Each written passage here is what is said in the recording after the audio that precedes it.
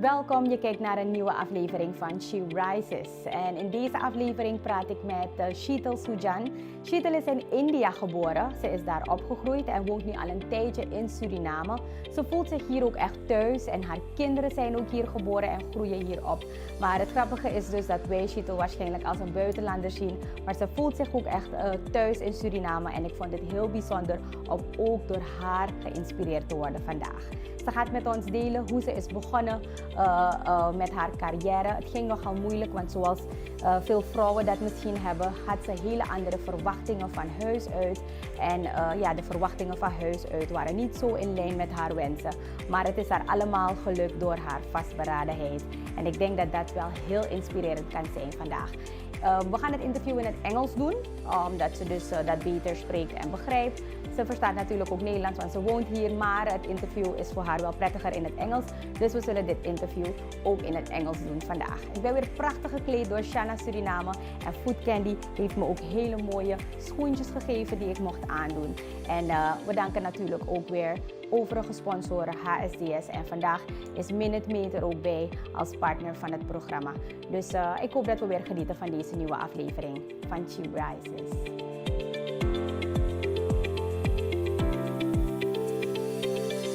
Sheetal Sujan is moeder van 2 prachtige kinderen en heel erg druk en bezig, want ze heeft 2 bedrijven, Libra Training, Coaching en Consulting en Libra Learning. Ze is geboren in India, is daar opgegroeid. Ze heeft ook gewoond in de Filipijnen, in Suriname, in Trinidad en in de United States. Maar in Suriname voelt zij zich dus echt thuis. Ze is ook prachtig gekleed door Shanna Suriname en haar schoentjes zijn van Food Candy.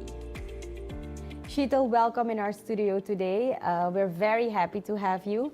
And I know you're a very busy woman because you have companies to run, you have 2 young children. Your youngest child is 2, 2.5, right? yeah, she's 2.5. So tell me, how does a normal day in your life looks like? What do you usually do every day? So typically I wake up between 5 and 6 a.m. And that's when I get an hour to myself. That's the time I would maybe meditate or work out. With 2 children, you have to stay fit. So once between 7 and 8, I do my cooking for the rest of the day.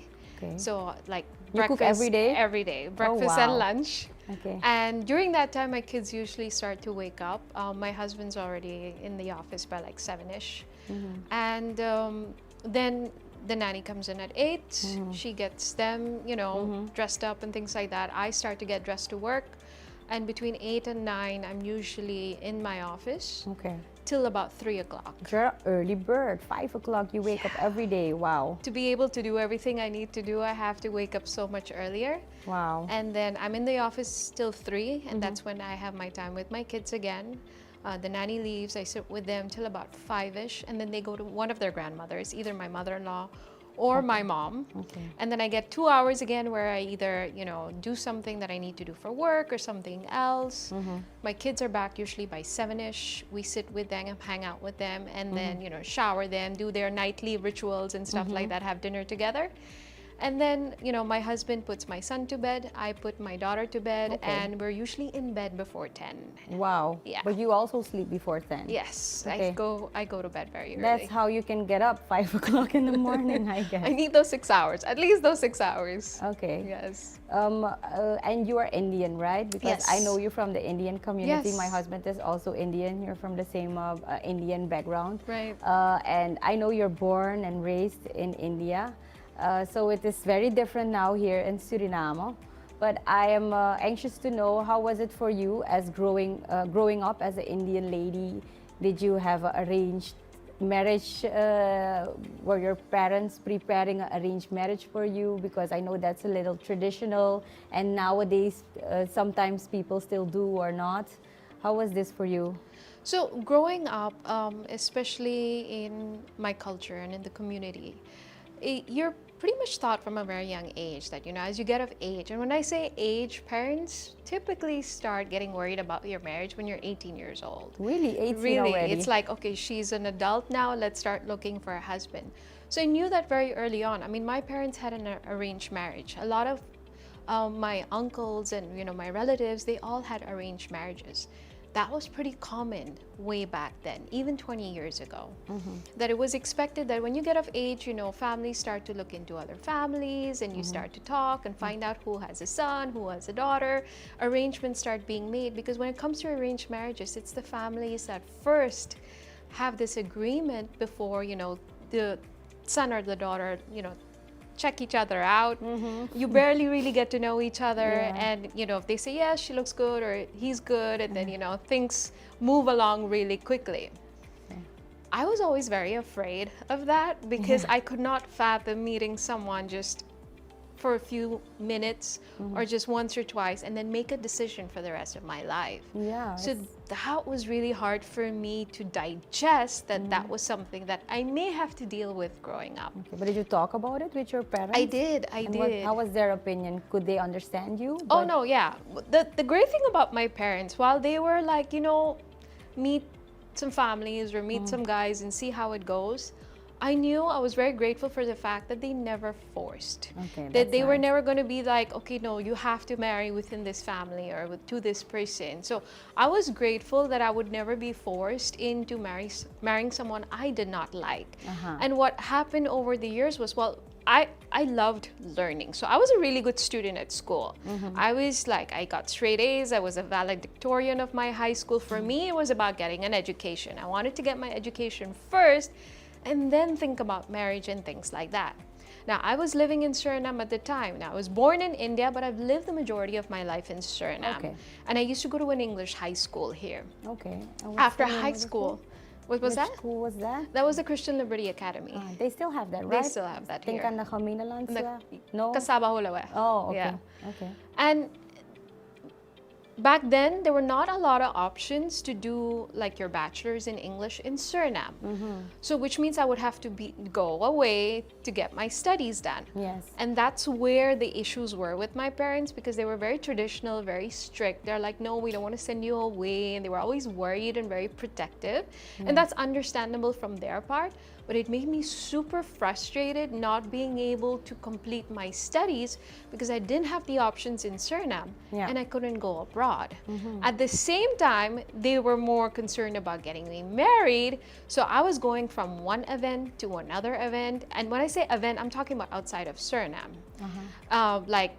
Events within the community, weddings within the family. Maybe she meets someone, maybe she'll find someone there, maybe there are other families. So that was going on for some while. While that was going on, I was working full-time with my dad. I was working in retail.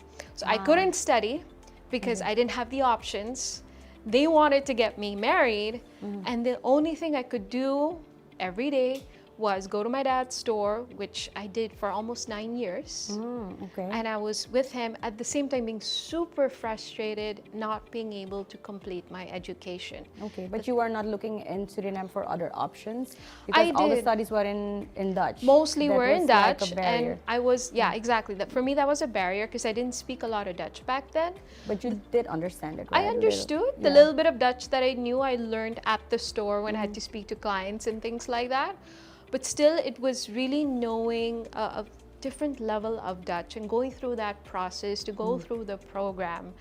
And I felt like there were, you know, like now we have online learning. We didn't have that back then. I'm talking about the late 90s and the early 2000s. But you didn't along that time, because what was your age then? Like 18 so, or what? So when I graduated from high school, I was about 17 years old. I did have the opportunity to go to Trinidad for a year. My dad was like, okay, this is the closest we can send you. I had family there, so he said, go check it out, see if there's something that you see. Now, they had universities that were fully in English, and I was excited with the idea of going there. And I said, yes, let's go. So I went, I checked it out. I did a lot of courses in like computers because then the internet was booming. Everyone wanted to learn how to send an email and stuff, you know, learn Word and PowerPoint and stuff like that, aside from all the DOS and Word Perfect and things like that we learned back in those days. And I remember when I went through those courses, I was immediately offered a job because I was helping everyone in my class. I was the youngest in my class. And this was you were the sweet girl in class. This was like a service provider that was doing courses for corporate clients. So they had like people in the management level and the CEO level who were learning how to use like, you know, the internet and stuff like that. So I started assisting the trainer. I said, well, I don't have anything else going on. I'm just here to explore. Okay. And I started working there, and I got my first job as a trainer, assistant Oh, trainer, really? Nice. when I was 17 years old. Okay. It was very, very interesting. I absolutely loved it. They even offered me a full-time position and even like a scholarship and all that. But unfortunately, during that year, the first 6 months that I was in Trinidad, we had an incident in our family. My dad's business had burned down. Oh, okay. So there was a lot of stuff going on with the family, and I said, no, I have to be there to support my parents. It was very hard to be away. Okay. So I left Trinidad and I came back to Suriname. And But that I guess that's where you already knew that I think training was also part of your passion because you loved it, right? I actually didn't. It was just by accident I had gotten that job. But that was just one of the first signs from the universe that this was just coming in my path. But I had no idea that this was something for me. Just one of the things that came. It was fun. I assisted in the training, and that was that. I had to move back. But then you came back to Suriname I came and back helped to your Suriname. dad. Yes, so I started working with him at the store till they started rebuilding things again. Which store was that exactly? This is Natraj Okay. at the Keiserstraat. There was a big fire in Keiserstraat many years ago. I'm talking about 1996, if I'm not mistaken. Okay. And Oh shoot. it And was that's- one of His shops was yes, also one his of the. his was one. It was literally a row of shops. My gosh. And yeah. it was a very tragic time for my family. It was Of course, yeah, because he was working. It was his company, yeah, right? him then and my uncle, they were it working was burnt till the ground. yeah, Like everything was into down. ashes. Yes. Oh my gosh. Okay. So it was a very tragic time for our family. We had a smaller store as well, and then I started working there. And in the meantime, still looking for my options, still trying to figure out what to do while being sent to one wedding to another because But my you parents were were not so falling worried. in love with someone because okay, you're going to a wedding. Your parents want you to meet a guy who you will marry Right, eventually, but you were not really. I came across guys meeting that guys seemed that were, like, interesting, into but your it's not. interest? It's very difficult to fall in love in one day, and to be like, oh yeah, this is the person I want to marry. It just Yes. made it very difficult. And even if it seemed like there was someone interesting, there was like no match. It was always one side that was not as interested, so there was never a match. And I would say that for me, that was a fortunate thing because the way my life played out after that got pretty interesting. But did it frustrate you that your parents were going with you to these events and you were not every time? No, I don't really like him or this or that. Was it It was frustrating for you? very frustrating. Like the single life is not easy. And to go through this and then, meet people and then you're, meeting families and then, there's disappointments if one side does not agree and, all of that, it was super, super frustrating because I'm still thinking of, oh my goodness, I just want to finish my education first, yeah. So I felt stuck and frustrated in every area. Even more so, I felt guilty that I was worrying my parents so Yeah. much, I mean, they were amazing. They But were how did always you great. deal with that frustration and feelings of disappointment towards your parents? How did you deal with it? Did you just keep it inside or talk a lot about Well, it? or- I had someone who I was able to pour my feelings out to, and that was my aunt. Okay. My mom's younger sister, who Yeah. was always there for me, who always supported me, who was really like so full of life and so amazing that when she was around, everything felt okay. Okay, that's But nice. she passed away. Oh shoot. Yeah. She's not alive anymore. No, she passed away sometime in, I believe it's 2005. Oh, that's It's not been so long. 16 years. Okay. And she was one of my greatest support back then. Really? So it felt like a wall hitting me every single moment. Shoot. And she was my greatest support through those periods. And I mean, my voice is cracking up just talking about it, but it's like losing her was like one of the hardest things I had to deal Really? with. Because she was like my best friend. She was my mom's best friend. Ah.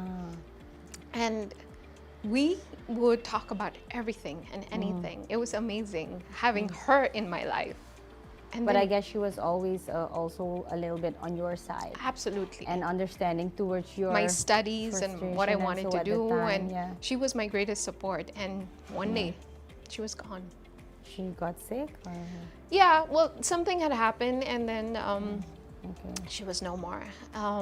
So those were some really hard times with things not working on the marriage and things not working with my studies. And the biggest blow was when she passed away. Yeah, sure. So, how did you meet Christian? Because he is a Surinamese Yes. guy, right? So there's a story in between before we get into that. Before I sometime in 2003, Yeah. a friend of mine came to me and said, listen, online schools have become really popular. Maybe you should look into it. Now, there were also a lot of con artists out there. There were many schools who were conning students. They were not accredited. They were like selling courses. I got conned once as well. And then I Really? realized, oh my goodness, what's happening here? I spent so much money and nothing came of it. And then That's eventually I found a university called the University of Phoenix, which was really popular with online courses and distance learning. Okay. And the internet, which was huge back then, so you did everything online. So I looked into it, and then I thought to myself that, wait, I'm 24 now, almost 25, Okay. and this is a 4-year bachelor's program. By the time I finish this, I'd be 29. My parents would go crazy if they knew I'm gonna spend the next 4 years studying if they're trying to get me married. Oh my gosh. Okay. But I don't know what got into me. I told my aunt about it. I said, I really need to do this. And she's like, then just do it. And it was a very expensive study. So I literally used all my savings to pay for the first year. That's just about enough money I had for the first year. Okay. I said, when the time comes, I'll talk to them. Let me see how it goes But you were doing this online without them knowing? without them knowing. I was working at the store, Okay. and then I was doing it online. So I spend the weekends in my Wasn't it room a lot. hard, and they were like, Yeah, they my didn't dad- notice. my that dad you didn't were doing a notice. whole study online. My dad didn't notice. Okay. My aunt was there to cover me the entire time because she's like, oh yeah, she's doing that's something so or she's sweet of reading her. something. So she Okay. was always very supportive. Uh-huh. And I And what's the name of the thrived. study? What kind of study? So was I it? studied business administration. So you have the associates, which is just 2 years. And then when you get your associate's degree, you do 2 more years and then you get your bachelor's. Wow, but you were very determined to do that. I and needed to happen. beside helping in your dad's store. So I was and- working full time with him Monday to Saturday. Uh-huh. And then on the weekends, I was literally buried Wow. in my books, Wow. going through those courses. But I was thriving. I finally felt alive again because I Really? really enjoyed learning. I always loved to learn. That's amazing. Yeah. So I felt like I needed to do this for me. So it came close to me running out of money. And eventually I told my dad, I'm like, listen, I've been doing this for the last year. But it was successful. Did you get your, how they, in Dutch they say propedeuse, the first year? Yeah, so When you do everything the successful? Americans do it the 2 years. Ah. So propedeuse is usually the Dutch way. Uh-huh. With the Americans, it's the associates, which is after 2 years. You Okay. get like a diploma. Okay. So But you were doing well in the classes. oh yeah, and yeah, the- yeah. I had a perfect score. Like I was like so into it. I would just loved learning. Okay. Eventually, I told them, I said, listen, I've been doing this for the past year. It's going really well. I've spent this much. I just need money for the next year, so I get the. But they didn't get upset that you were doing this on. Luckily without not. them knowing. Also, because I was not going to go anywhere, they didn't have to send me abroad. Ah. I was doing it in Suriname. So my dad was pretty chill about it. He's like, okay, fine. So he helped me not only pay for the first year, he gave me money for the money I had already spent Oh. in my studies. Oh, that's really good. So I was like, okay, this is fine. Then an idea came to mind. I'm like, I wonder what it's going to be like if I sign up for a traditional school. Uh-huh. You know, I always wanted to study abroad. But I figured, let me just see if I get in, just for fun. And I did it for fun. And I signed up to one school only. Usually they say you have to sign up to a couple of schools Yeah, because to see yeah, if you get usually in. They don't really. But because I was doing it for fun, I just said one school. I would do it in Miami because if by some miracle, I get to go to Miami, my dad would agree because I have family living there as well. Oh, okay. It always had to be if family was around, you get Yeah. to go. But they were still not in a place where they were kind of agreeing. Uh-huh. So I signed up, and usually you hear between 3 to 6 months. I heard under 3 months. They're like, you're in. I was like, Whoa. okay, I got Right in. away you got in. I didn't Okay. expect that. And it was the Florida International University. I was like, And it was also for business administration? yeah. So Okay. it was just a continuation of what I was doing Already online. doing, okay. I could transfer my credits and continue on the 3rd and 4th year to get my bachelor's there. Nice, okay. I told my aunt about it. I said, you've got to help me talk to him because I don't think he's going to agree. Yeah. And 2 She months was after, really your guardian she angel. she was really our angel. Uh-huh. But 2 months after that was when she passed away. Oh, shoot. Yeah. And I was about 3 months away from finishing my 2nd year. I was literally on the verge of quitting. I said, I can't do this anymore. I can't deal with this frustration and heartbreak after heartbreak. I was just, that's it. I've had enough. But I had some amazing friends who knew I was going through this. They knew her very well as well. She said, you can't quit. Not right now. She's not going to let you. So I gathered all the strength that I could. And I finished. Wow. And at that point, I was in a very different place in my life because I had lost her. Everyone was like, you know, when you lose someone, you're just not yourself anymore. Yeah. And I, in passing, told my dad, by the way, last year, I applied to FIU and I got in. Just FYI. It was not me asking permission to go. I just said, I applied and I got in.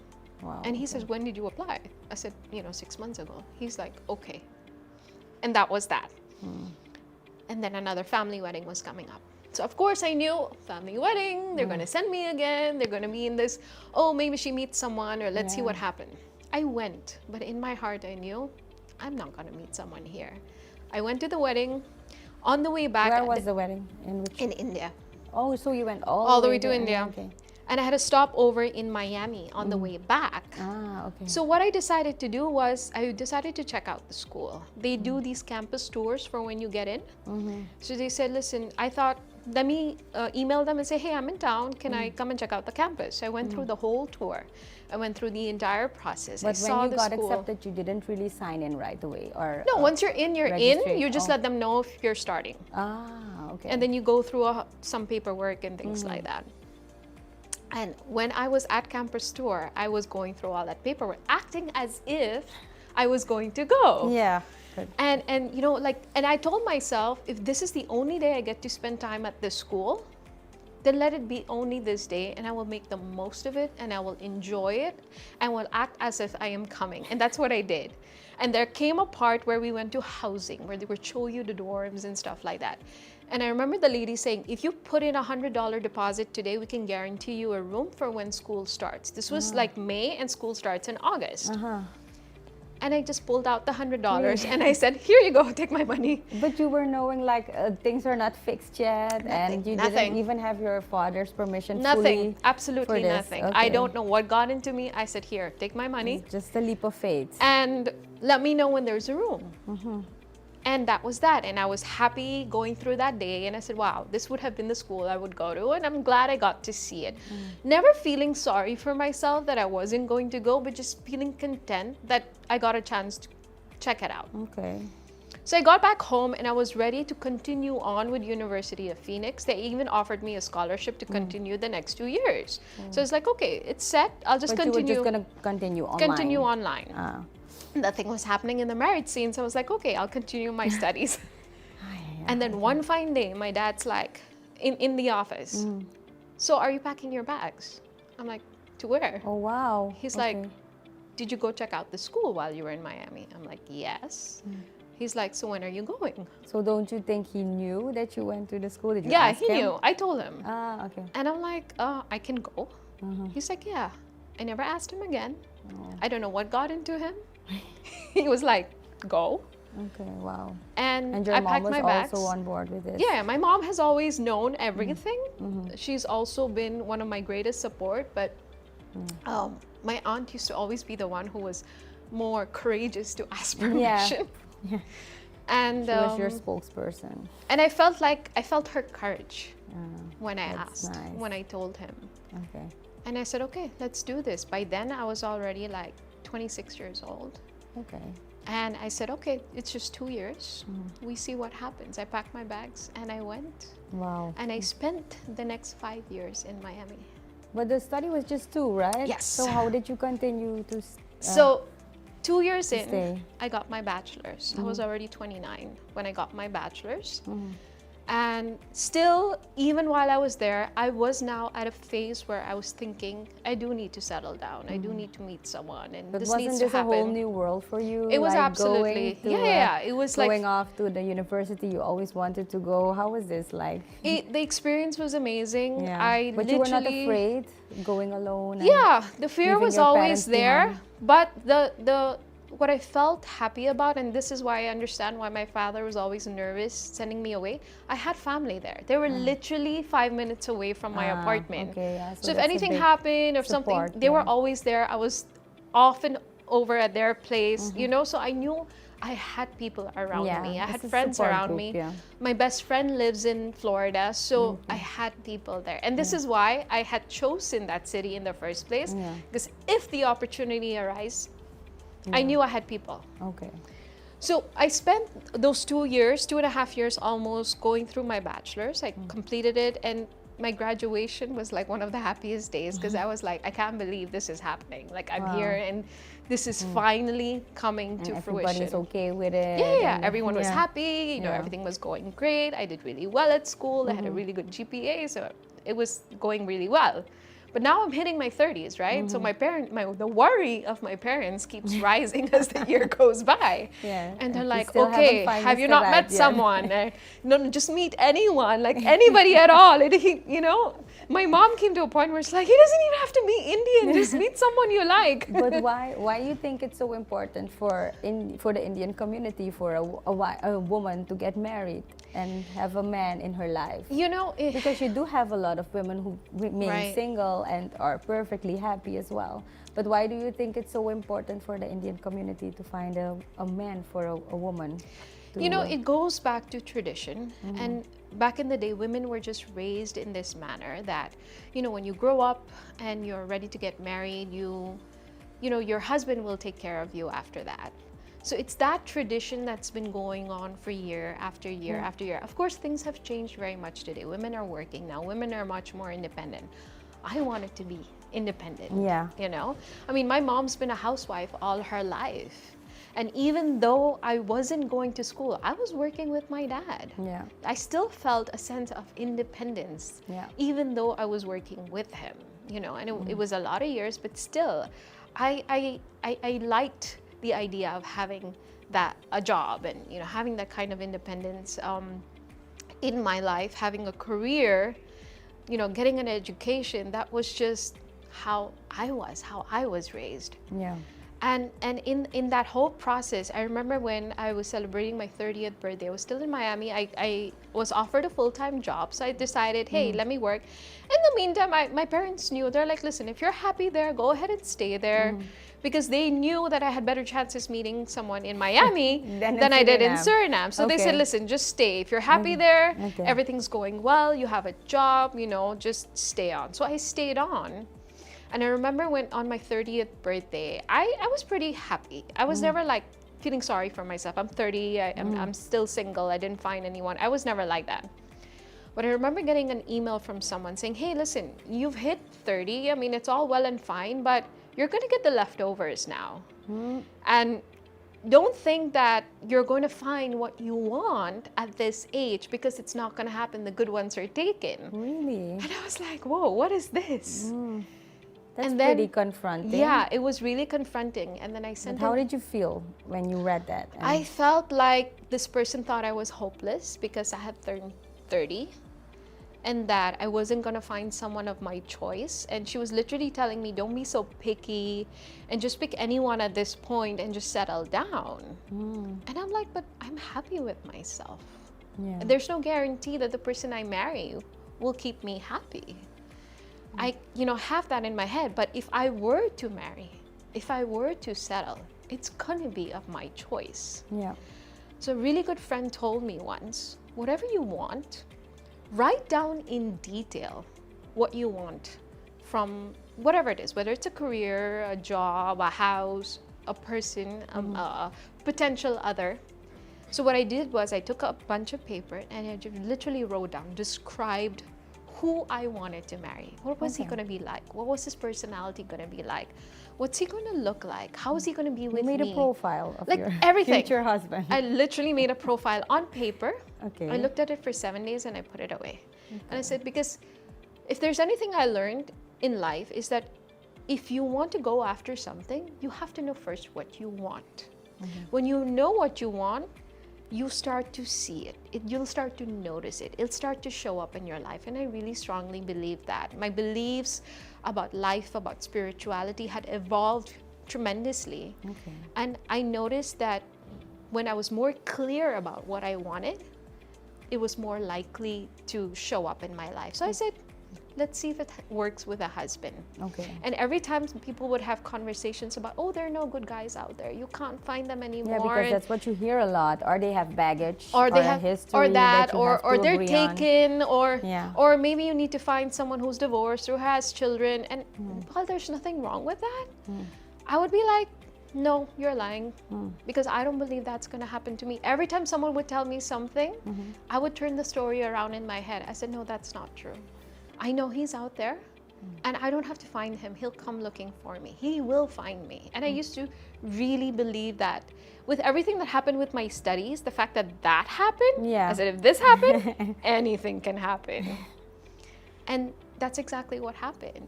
That year, in my 30th year, a few months after, I got a message on Facebook. And it was a childhood friend of my brother. Okay. He's like, hey, Sheetal, remember me? Of course, I knew him because he used to be over at my house all the time. My brother and him would be playing video games, basketball, and stuff. I knew him. And then we started talking, and I was like, hey, how have you been? Where have you been? He was away. He was in Holland studying. I said, I'm in Miami. The moment he knew I was still single, the man did not waste time. Really? Because apparently, I found out then he used to like me when we were kids. Oh, Apparently, you were I was his childhood crush. I was like, okay, this is interesting. That's so sweet. Okay. And the more I got to know him, the more he sounded like the guy on paper, Yeah, you the one wanted that I to had written down. And it was really freaky that this was happening. Now, that year, I had also signed up to do my master's. Okay. He was in a place in his life where he was ready to settle. He said, listen, he was almost 30 as well. He's like, I'm almost 30. I want to settle down. I want to get married. I really like you. I've always You liked went you. straight to the point like that? Oh my It took gosh. some time. Oh, It okay. took some time. We were talking for a couple of months before he got to that part. Okay. And he was like, kind of made up his mind. You're it. You know? I wasn't there yet. I was But you didn't meet in person at that time. It was you long were just distance. communicating Yeah, online. it was long distance. Oh wow. Yeah. Okay. And he was convinced. He's like, I don't even need to meet you. I just know this is it. He was so convinced. That's really. And I told him, I said, listen, I signed up to do my master's. It starts next year. I could decide not to do it. I never had my intentions to come to Miami to do my master's, just my bachelor's, and I have it. You have a good education. We can meet, see where it goes, get married, settle down, and that's that, you know? Yeah. I was also ready to settle down. And then he's like, wait a minute, you're going to do your master's next year? I said, yeah. He's like, you know what, Sheetal? If you don't do your master's, I won't marry you. And he said it like that. I'm like, what? He's like, I'm not going to take that away from you. And that's when I knew this man was always going to support my goals. That's nice. Yeah. And That's really that was when I had made up my mind Oh wow. that this was it. He is the one. Because if he was supporting my goals then, he would always support my goals as we went, you know, we got into our relationship or got married or things like that. And during my master's, we got to know each other a lot better. Okay. We eventually told the family. And as soon as I was done with my master's, we both came back Because here. how long was your master's at A that year. time? It was an express master's program and I was working That full was pretty time as doable, well. right? Just finishing that and then. It was the most stressful year of my life. Really? Because I was working full time, Monday you to had Friday, combine it with work. and I had to combine it with work. So I was working literally from 8 to 6. It was a very stressful job. I had gotten like another promotion. I was doing something else on the job. And my masters were on Saturdays, 8 to 5. And there was no break. Every Saturday for that year, I had to go to class. That's how this worked. Okay. and exams every like 6 weeks. So it was very hectic combining that and having a new relationship. So it was a lot of things going on at Yeah. once, but we made it work. And in the job that I had, which was a career services office, that's when the second time I had the opportunity to start doing coaching and training, and yeah. that's when it came into my life again. I was supposed to be in a position called student employment manager, where I did reports and surveys and stuff like that. But part of the job had to coach students, do workshops, resume writing, internships, and stuff like that. And that's when it fell in my lap again. I wasn't a trained coach. It just was something that I had to do for the job. And I loved it so much. I enjoyed the fulfillment I got from it. Those 5 years that I spent in Miami really helped me get to know the real me, who I was, what my talents were, what my skills were. I was also in a finance job that I did really well, but I absolutely hated. So I knew what I didn't want to do. I studied finance as well, and I was like, why am I doing this? You know? So it was really a chance to explore myself, to get to know myself, which also helped me make a decision towards my partner. Because now I knew what I wanted. Now I knew what would make me happy. So it was also a way to shape yourself and Exactly. get ready for the next phase in The your next life. phase. And that shaped up. So when Christian and I were talking about, well, where should we go? He was in Belgium at the time. He was living in Brussels. And he was at the peak of his career. He had a really good position. I was living in Miami. I had a good position as well. And when we decided, well, who's going to move where? Where are we going to go? Very, like, simultaneously we said Suriname. Wow. Because it was home for him, it was home for me. And he says, you want to go back home? I was like, yeah, let's go back home. Let's leave everything. We both left really good jobs, literally burned our bridges, because there was no going back. Once we left those jobs, there was no going back. We had to come back here and do something and make something of our lives. For the last 10 years, we've been doing Wow, that's Libra. really nice. That was the start of Libra. That was the start of Libra. We have a new partner for the program, and that is Minute Meat. And you know, when they first started this packaging, like the 1 liter, they always had the small bottles, right? But when they first started with the 1 liter packaging, I did the campaign, the marketing campaign with Gia, with my daughter. So it was pretty fun, and I'm happy they are cooperating now and want to support this program. Thank you. Yeah, it's just like a fruity drink. It's really nice. Gia loves it. In the morning with breakfast, she needs something, and then it gives her a boost for the day. But I wanted to continue the interview with the part that I first saw you for the very first time on stage during a human resources event. It was in Torarica, right? And I knew you from the Indian community, from my husband, and so, but I never knew you were the speaker and presenting, and you were very open about the fact that you were an introvert. And yeah, maybe you can explain a little, very short, what an introvert exactly is and how this was for you, because you had shared a lot of personal experiences about being an introvert. And it was always, or sometimes also, a challenge, right? Yes, absolutely. So an introvert is someone who is typically very shy and very aloof and, you know, kind of to themselves. They usually think a lot in their head. They're not as outspoken as extroverts, and they would say things only when really needed, and they would pretty much have a lot of conversations in their head. They would often be the quiet ones in the room, and, you know, very rarely you would hear them say something. So growing up, I was very much like that. I just didn't understand why. Why is it that I'm so quiet all the time? And I couldn't let my voice be heard. But were you afraid to speak or to speak your mind? Yes, it was mostly fear. Fear to speak my mind, fear on what are they going to say, or what are they going to think, or how are they going to judge me if I said something. And I never understood how my friends just said whatever that was on their mind so easily. And I was like, how are they doing this? And they made friends very easily, and they went to people and spoke to just about anyone. Like, my mom's very extroverted. She could speak to just about anyone. And I'm like, how does she do this? And I could never do that. It was when I went to Miami and when I was in my job, I learned the difference between introversion and extroversion. Yeah. I learned this through an assessment called the Myers-Briggs type indicator. And that's when it clicked. Okay, so this is normal behavior. There was nothing wrong with me all this while. And that there are people who are like this, and I was just one of them. And when I explored being an introvert, it made it easier to extrovert because we have both in us. It's just that one side of our personality dominates more than the other. For me, the introversion was dominating. Because being an introvert is not a bad thing, right? Not at all, not at all. Introverts have their gifts, and we prefer like written communication and things like that. We may not extrovert as much. We may not like public speaking. Like, for example, if I had to do public speaking 15 years ago and someone told me I'd be a speaker or a trainer or I'd be doing interviews, I'd be like, no way, this is not me. I can't do that. I used to be afraid of public speaking. But because of my experience in the States and having done workshops and coaching and stuff, that really developed my extroverted side. And now I'm able to manage my energy. So after this interview, I'm going to shut out from the world because I'm like, we've done a lot of talking. Now I just need some quiet time with myself. And that's what I do after my trainings as well, right? Okay. I have a very extroverted job. Yeah, I'm because speaking, it's I'm very... training, I'm in front of people. Now on camera post-COVID. I started doing my courses on camera now and online.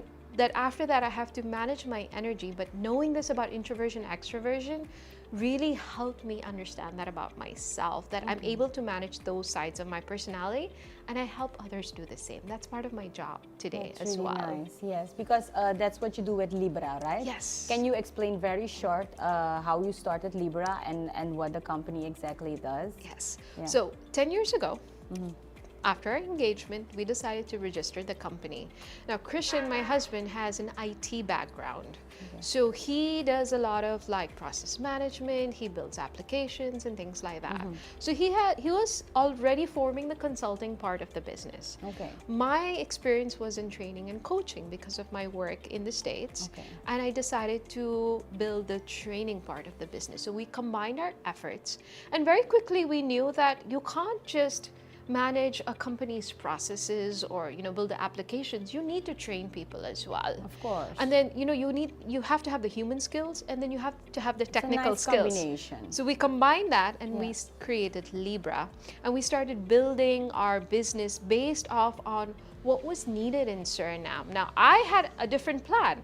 I'm going to do the Myers-Briggs, like the personality assessment. I'm going to do this kind of coaching and that kind of coaching because that's what I just learned. But it didn't work initially because Suriname was not ready for that. We started getting requests for team buildings. We started getting requests for customer service trainings.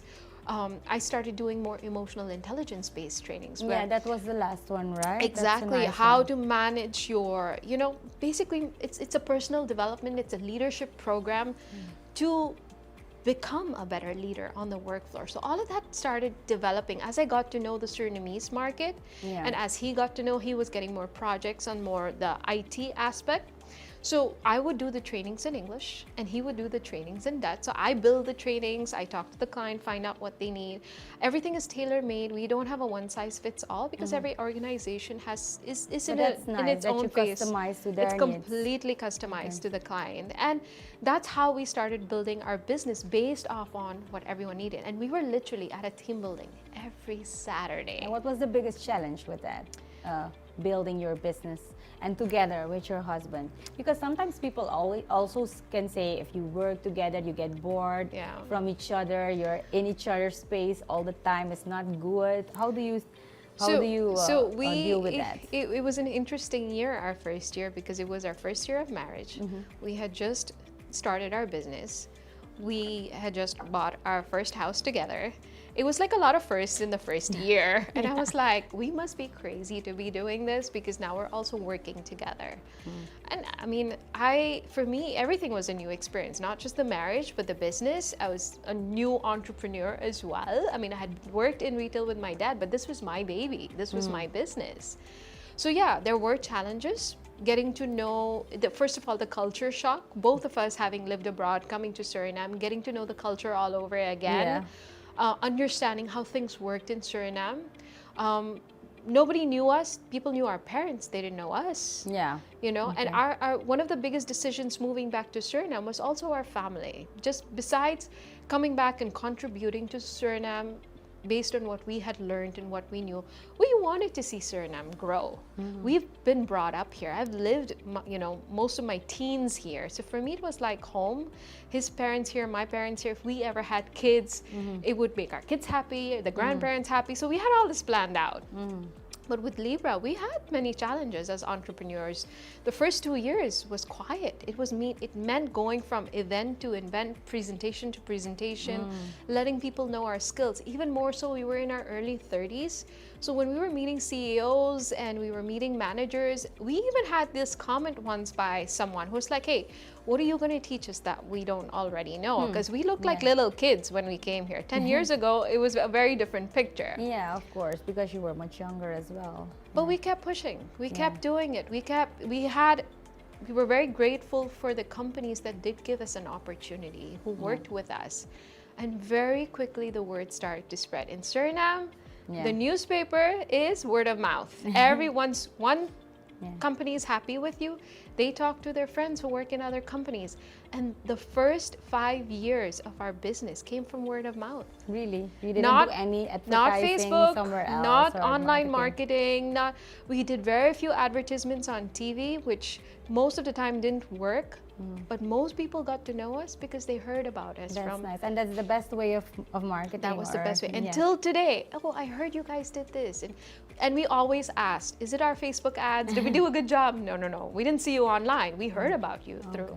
And that's how we started to build our business. While that was going on, I was also teaching at the FHR School of Business for 5 years. Okay. So I also became a full-time lecturer. So, you know, everything kind of came back in my life. And what did you teach? Education, international business. So I graduated with an international business degree in my bachelor's. And funny enough, I remember someone telling me, you're not going to find a job in Suriname because you speak English. Again, those, you know how people always tell you. So I'm like, in fact, I think English will be valued. Yeah. And then it just so happened that in 2012, FHR decided to bring in a program fully in English in the bachelor's. They were already doing the master's. But they had the bachelor's. I went there, I handed in my resume. I was hired. I was one of the first lecturers in that program with the first students who started out. Oh, wow. International business. And I went on to teach that program for 5 years in many different business programs. And for me, that was a huge accomplishment in the sense that I once was not able to get my education. And now I was back English here. Yeah. People were studying in English and I was one of the lecturers. Yeah, and you were supporting that. That's really so nice. it felt great to be able to do that while I was building my business.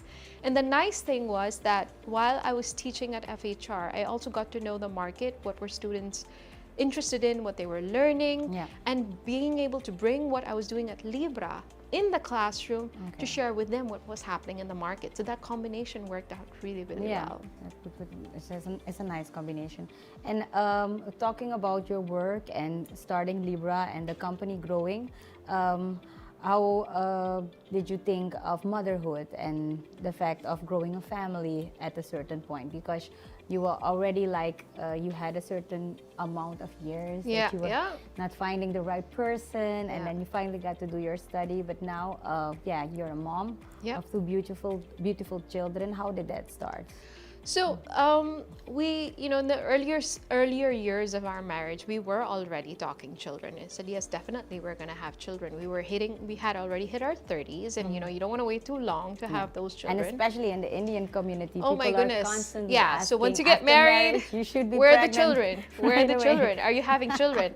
And that was also a very frustrating period because that was not happening as well. It was taking some time for us, but eventually when we let go of the idea and we thought, listen, you know, we were now in our mid-30s, and it was like a very frustrating biological period. clock is ticking, right? So It was super frustrating. how were you dealing with that? I was just, you know, we were both working very hard because we were trying to build the business. We were literally working 7-day weeks. So I got extremely distracted with work. But every time we came home to an empty house thinking, are we ever going to have children, or is this going to happen? it was a very difficult period as well for us. But what kept the assurance going was my husband telling me, kids or not, I'm with you. I love you. I'm always going to be with you. We are happy together. We're lucky together. Things were going really well with the business, you know, at least the way we wanted it to play out. He's like, if the kids don't happen, don't worry about it. We've got each other. And that gave me this sense of assurance. He was very supportive. That's very, really very nice. supportive. Yes. Okay. And I was literally on the verge of telling the grandparents, like, don't expect grandchildren because I don't know if it's going to happen. And then we decided, you know what? We'll travel. We'll enjoy our lives. We'll just travel all over the world. We'll, you know, make a lot of money. We'll do really well in our business. We'll help people in Suriname. Because did you We'll try help things certain grow. things to make it work, but then Yeah, you know, there were interventions that didn't work out. And I thought, let's just let it be. Because that in itself is such a frustrating journey. yeah. You know, month by month, knowing that it wasn't going to happen. And I said, let's just let it go. So we went on a trip to Aruba and we had this beautiful adventurous trip together. And we're like, okay, it's just going to be the two of us and we're going to have fun. Every year we're going to take a trip together to a new place and it's just going to be us. And a month after that trip, I was pregnant with my first. So you just needed to relax. I just had to let it go. Wow. But in my heart, I always believed I would have children. I just didn't know when or how or what. And that's what always kept me strong with everything I wanted in my life. Even with my studies, I had to believe it was going to happen. I just didn't know when or how long it was going to take. Patience is very powerful. Very powerful thing. Even with my husband, I knew I was going to meet someone of my choice. I just didn't know when or how. Same thing with my children. So all those moments, it came much later than I would have wanted. But it still happened, and it happened way better than I expected it to because be. now you're really enjoying your kids, right? Absolutely. I have you on Facebook, and sometimes you share these things your kids are saying or doing, and it always makes me laugh. And I'm reading it a few times and laughing about it. I know. It's I have really nice. enjoyed my children so much from So babies. how old are your kids now, and how is the combining motherhood with work? Because that is pretty tough. So my son is almost 5. He's 4.5. He turns 5 in August. My daughter is 2.5, and she is the loudest one in the family. What's her She's name? the boss. So my son is Arjun. My daughter's name is Arya. Okay. Arya is a name of Durga, Okay. her One of warrior image. Whoa. And I always like the name Arya. A lot of people would say, is it from Game of Thrones? I said, no, it never started there. So, and these two are really the light of my life. Now, combining it, yes, that was a struggle on its own. Because here I had this business that started to do really, really well. I had to stop teaching temporarily because with the teaching, with Libra and my children, I had to give up something. So I stopped teaching at FHR. I started focusing on my children. For the first 3.5, 4 years, at least until my daughter was born, just 6 months ago, I was working half days. Okay. Literally trying to be with them. Now, lucky for us, we have our office built in our home. Okay. And that was a decision we made consciously so that I could be near my children, at the same time also do work. And my husband's also around, so he sees the kids throughout the day as well. Nice, yeah. So we built our office by our home, and that way we don't miss out on our children growing up. And we so much longed for having children, and when they were finally there, we didn't want our work or business to be in the way. So we said, listen, we'll just put everything under one roof. We get to work. We get to be with them. We don't miss out on the moments. And so we've been working from home pre-COVID. Yeah, because do you sometimes feel that because you're working and you have your own company with your husband running it, that sometimes as a mom you don't have enough energy or time for your kids? Do you feel like that certain That times? has happened. There have how been do you deal with times. that? I mean, my son did not sleep through the night in his first year, so I barely got any sleep. My daughter did not sleep for 2 years. So I was waking up, I had low energy, I was frustrated very often, I was trying to work, I was trying to be there for them. The guilt was always there, the mom guilt's always there. Yeah, Like, because I'm talking about the mom guilt, that you don't have enough energy for them because work is exhausting, and then you come home, 2 small children who really want your attention. How do you deal with that? What really helped me was my knowledge in emotional intelligence. So that's something I teach as well. How do you manage your emotions when you're dealing with setbacks, when you're going through stuff, when you're feeling frustrated? And let me tell you, that really helped me as a mom, because every time I felt the frustration coming up, the energy, I was able to talk myself into feeling more energized, in really being present for my children, in taking care of myself, because part of emotional intelligence is taking care of yourself. Reminding myself that I needed to sleep more often. So when I needed to sleep, I would tell my husband, listen, watch the kids, I'm going to go to bed, or I'm going to go to sleep. And he's very supportive when it comes to the children. That's nice. I mean, you got to divide and conquer. You can't do these things on your own. It takes a village to raise children. And I had the village. Yeah. I had my husband, I have my parents, I have my in-laws. Anytime I needed support, they were there. I have a nanny who takes care of the children. So I know, and I was not afraid to ask for help. You have to be able to ask for help and let people know, listen, I need to rest now, or I need to get this done. And while I was away, I would feel guilty. Oh my goodness, I should be there with them, which is why I didn't work full time. I just worked a few hours, got whatever I needed to get done, and then I would spend time with them. Okay. So, and one of my most popular programs, Productivity Matters, was developed because of them. Because I had to be able to do a lot in very less time. And now I'm teaching others to do the same. That's really nice. Yeah. And you see that others also struggle with the same Absolutely, things? Yeah. absolutely. Managers, Because- CEOs, I mean, not just mothers. I mean, this came from a mother who needed to work, who needed to get stuff done, who had very little time, who has 2 children. But you'd be surprised how many people are struggling with having to do so much and having very little time, that we ended up developing a program because we used what we are doing in our day-to-day, because myself and Christian, I mean, he's busy with projects too, but we're managing a home, our children, the business and stuff like that together. But because of the tools, those tools, you can say we survived. We did well, and then we're helping others do the same as well. So, Sheetal, so to come to an end to this interview, what is the specific message you would like to give to ladies looking at you and thinking you have it all, like a nice family, but they don't know the struggles you've been through, and maybe at a certain point, if they are also struggling with finding a life partner and getting a good education and having the limitations of every different situation, what kind of message would you like to give them? Well, the first thing I would say is don't give up on yourself. You have to, one, know what you want, and you have to really believe in yourself. If you believe that you deserve something, you will find a way to get there. It took me years to get to the education, to the husband, to the children. But it was because my belief that this is meant for me, it's going to happen. You deserve it. And that I deserve it. That's the most important thing, that you deserve this. It will fall in your lap. You just have to keep going, pushing through, and not settle. Don't settle if something doesn't feel right, if something doesn't feel good. I didn't want to settle for an arranged marriage. I wanted to marry someone I wanted to marry, someone I felt love towards. So I said, unless that isn't going to happen, I'm not going to do it. So you have to believe in your dreams. Know very specifically what you want and why you want it. I had my reasons. I always wanted to get married and settle down. Yes. But it had to be how I wanted it, who I wanted to marry, and why I wanted it. The family life was always going to be part of my life. And even today, even having the businesses, even having the career and my children, my family comes first.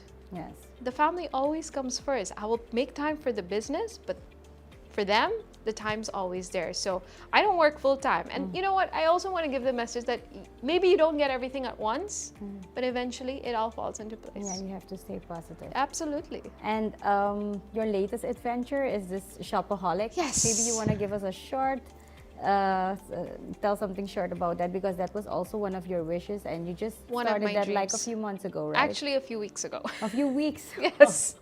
So when we were building on Libra, I initially, this was a 7 years ago dream. I thought it would be nice to get back into retail, because I was in retail many years ago. But deal in women's bags and clothing and stuff, something that I enjoy. Like, I love to shop as well, and I love to shop at a bargain. I always look for great bargains. And I thought to myself, there must be other women who have similar interests. And nowadays we can always use that. Absolutely. So that was, and I had saved this name on Facebook many Okay. years ago, but had never used it. I said, someday when I can, I'll do it. Okay. Eventually, Libra got busy. I had children. Nothing took place. And one day, Facebook reminded me, "Hey, are you still using this name? Are you still Oh, you gonna made do a it?" page? I made a page many years ago. Oh, okay. But just the name. I just saved the name. Shopaholic, Shopaholic. right? Is it Shopaholic Su or Shopaholic? The Shopaholic Suriname. Oh, the Shopaholic. So, and then it came up and I thought, why not? Let's try it. Let me see. So I started it a few weeks ago and then we see what happens. Yeah, that looks really nice. And the collection you have at this moment, you. I also purchased some tops. It's really cool. Check it out. Thank you so much. Sheetal, I really want to thank you for being my guest today, and especially for opening up about your whole journey to studying and finding the right partner, life partner, and being a mom today. Thank you so much Thank you for having opening me. up. And Libra is also online, right? Absolutely. Maybe you can share some social media information before we end. Yes, Yeah. so you can find Libra on Facebook, on LinkedIn, on Instagram. Wow. We're all over. We now have hybrid programs, which means we don't only do like face-to-face, we also have online programs. In fact, I just released my first online program in January. It's called Reset, Recharge, Reinvent Your Life, because that's really what happened with me in those years. And my focus is managing personal leadership and life goals. Again, I was talking about life Nice, goals yeah. today. So I'm helping others do the same as well. So whether you are a leader or you are a parent or you are a mentor or a coach, start with your own self-development before you start leading others and coaching others. And that program starts in May. Nice. My next Sounds class. I exciting. have 10 people who graduated recently, and my next class starts in May. Okay, that sounds really nice. A lot of success with that. Thank you so much. Okay, we're looking forward to more news about Libra, but thank you so much. And that was our guest for today, Sheetal Sujan. And yeah, stay tuned for another nice episode of She Rises. Struggles make you stronger.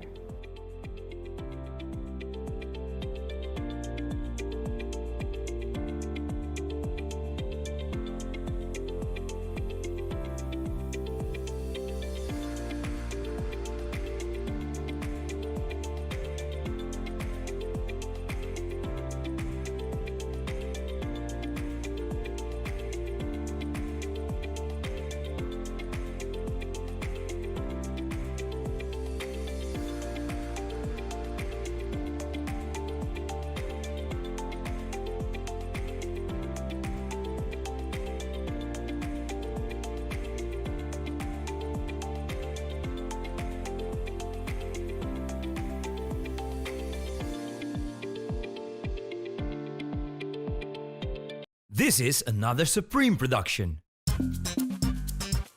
Supreme TV.